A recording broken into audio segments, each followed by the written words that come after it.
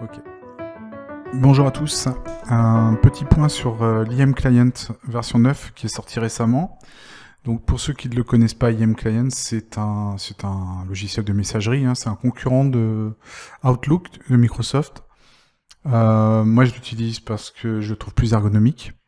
Alors le petit point qu'on va faire rapidement aujourd'hui, c'est sur la version 9, en fait, ils ont ajouté 2-3 petites options et on va voir rapidement comment la paramétrer. Donc ils ont ajouté une option qui permet en fait d'empêcher l'envoi d'un email. C'est pas un système qui va chercher l'email tant qu'il n'est pas ouvert, mais ça va vous donner un délai, parce que vous savez que souvent quand on écrit un mail, on clique, on envoie, et puis c'est subitement dans les 2-3 secondes qui suivent, on réalise qu'on a oublié quelque chose ou on a fait une erreur. Donc c'est ce qui s'appelle le do not send, donc ne pas envoyer. Pour paramétrer, on va dans menu, donc paramètres, on va dans courrier, envoyer. Et ici, vous avez une option activer l'annulation d'envoi. Donc, si on le coche pour l'activer, et on a 3 options, 3, 5 ou 10 secondes. Moi, je mets 10 secondes, parce que de toute façon, paramétrer l'envoi à 5 ou 10 secondes, ça va pas changer grand-chose. Une fois qu'on a fait ça, il faut bien cliquer sur enregistrer, fermer, et c'est mémorisé. Donc ici, je vais cacher tous mes derniers mails. Donc là, ici, je vais faire un essai, par exemple, je vais faire répondre.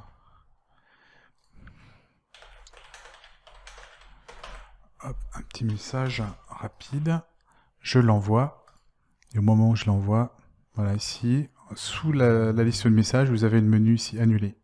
On clique dessus, et du coup, on arrête l'envoi. Nouveau message, donc finalement n'a pas été envoyé. Quand c'est comme ça, on doit le retrouver dans les brouillons. D'ailleurs ici, il est marqué brouillon.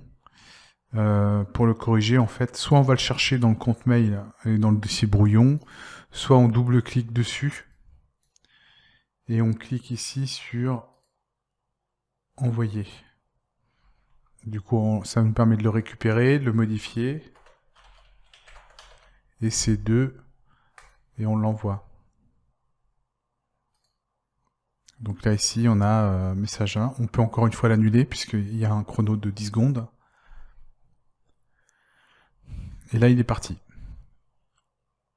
Visualiser, je l'ai ici.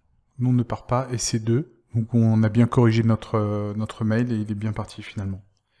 Donc voilà pour cette option. Une autre petite option qu'ils ont ajoutée, c'est la note. On peut ajouter une note à un message, un email.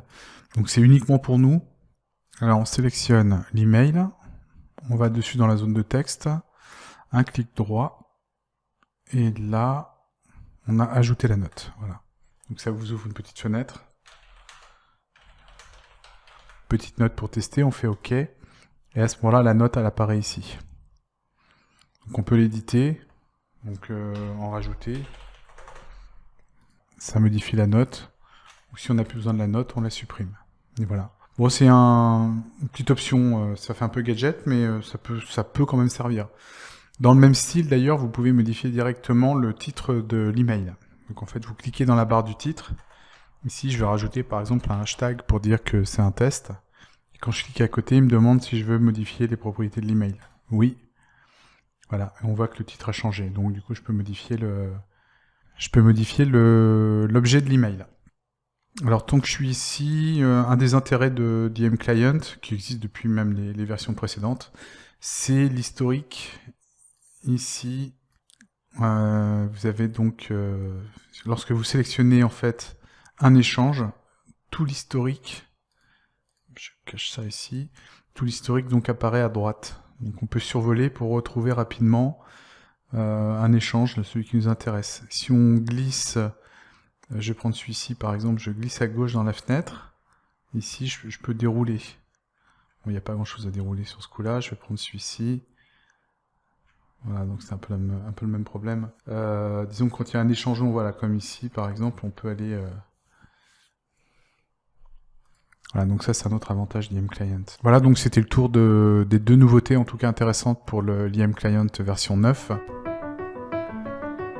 Et un troisième point cosmétique que j'avais oublié un petit peu de préciser, ils ont ajouté également des petits avatars.